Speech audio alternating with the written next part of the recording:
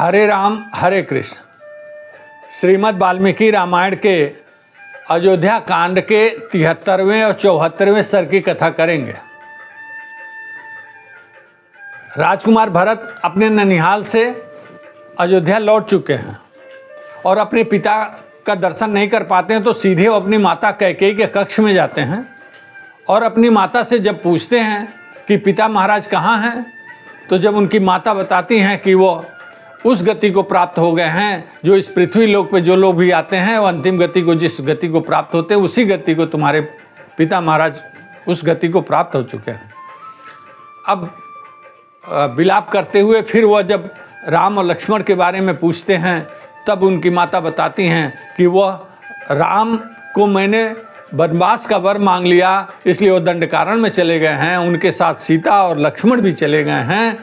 अब 73वें सर्ग में भरत जी यहाँ अपनी माता को बहुत ही फटकारते हैं और कड़े कड़े शब्दों से निंदा करते हैं और बहुत कठोर वचन बोलते हैं। भरत जी कह रहे हैं कि तू पापिनी है और कुलघातिनी है, तू मेरे महाराज को खा गई, मेरे धर्मात्मा महाराज, जिसको जो पूरे विख्यात थे, इस संसार में विख्यात थे कि बहुत बड़े धर्मात्मा थे, ऐसे महात्मा पति को तू खा गई। तू तो उनके लिए ऐसी पत्नी साबित हुई कि वो अपने पति को ही जो खा गई हो, ऐसी पत्नी तू साबित हुई। वह महाराज तुमसे विवाह करके ऐसा कभी नहीं सोचे होंगे कि एक दिन तू उनके मृत्यु का कारण बनेगी। रे पापनी, रे कुलघातिनी, तुमने यह क्या किया? मेरे धर्मात्मा जैसे भाई को, मेरा भाई श्री राम जो वीर पुरुष थे, तपस्वी थे, धर्मात्मा थे, विचारवान थे, संयमी थे, ऐसे भाई को तुमने वनवास भेज दिया। ये तुमने बहुत गलत काम किया है, तुमने उनके साथ बहुत ही अन्याय किया है। और भैया श्री राम गए क्यों? उनको वन जाना ही नहीं चाहिए था। अब मेरी उस माता कौशल्या और सुमित्रा का क्या हाल होगा? उनकी कैसी दशा हुई होगी? माता कौशल्या इतनी विचारवान और दूरदर्शिनी थी कि सदैव जो राम तुमको अपनी माता के समान देखते थे, तो मेरी माता कौशल्या भी, बड़ी माता, तुमको अपने बहन के तरह मानती थी। अपने दूरदर्शिता के कारण कभी भी उन्होंने सौतेलापन व्यवहार नहीं किया, सदैव उन्होंने तुमको अपना बहन माना और तुमने उनके पुत्र को वन भेज दिया। तुमने ठीक उसी प्रकार से यह गलत आचरण किया है जिस प्रकार से एक बार कामधेनु आकाश में खड़े खड़े रो रही थी, तो उनके नीचे से सचीपति इंद्र महाराज कहीं जा रहे थे, तो उनके बदन पे, उनके शरीर पे 2 बूंद आंसू के गिर पड़े। जब उन्होंने आंसू को अपने शरीर पे गिरते हुए देखा, तो ऊपर जब उन्होंने देखा तो कामधेनु रो रही थी। इंद्र महाराज ने पूछा, भगवान इंद्र ने पूछा कि हे कामधेनु, जो पूरे संसार का भरण पोषण करती हो, आज तुम्हारे आंखों में आंसू हैं और तुम रो रही हो, क्या बात है? तब कामधेनु ने कहा कि वह देखो, मेरे 2 पुत्र जो हैं, जो बैल, वो एक किसान उनसे खेतों में काम करा रहा है, जोत भी रहा है, और इस दोपहरी की बेला में, इस धूप में, इस कड़ी धूप में वह मेहनत भी कर रहे हैं और उनको वह किसान डंडे मार रहा है। मैं इस बात पे रो रही हूँ कि मैं सबका भरण पोषण करती हूँ, लेकिन मेरे पुत्रों का क्या हश्र है।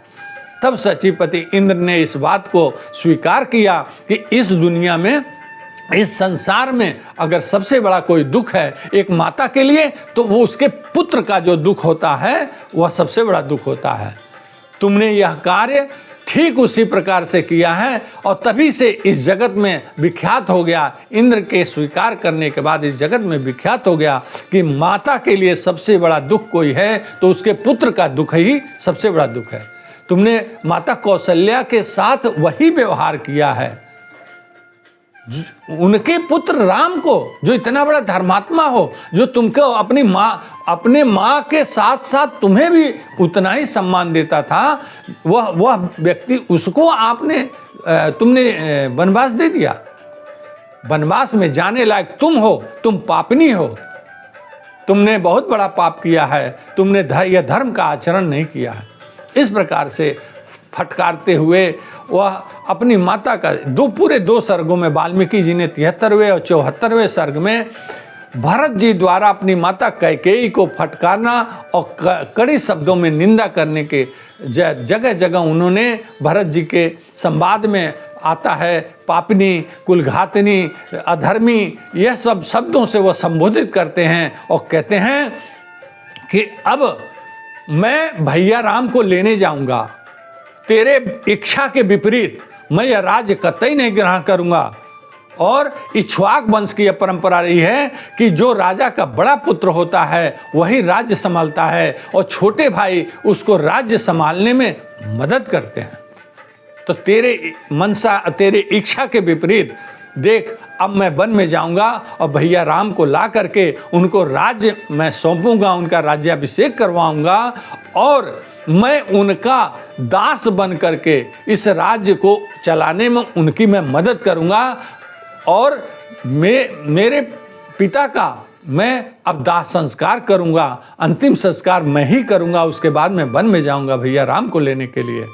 और हाँ, तेरी सजा यही है कि तेरे लिए तुम्हारा पुत्र भरत अब मर चुका है, इसी दुख से तुम पूरे जीवन दुखी रहोगी, यह मेरा संकल्प है, अब तुम मुझे मरा हुआ जान। इन सब शब्दों से कठोर निंदा करते हुए भरत जी कैकेयी को बहुत फटकार लगाते हैं और यहीं पे 74वां सर्ग समाप्त होता है। 75वें सर्ग की कथा हम अगली कड़ी में करेंगे।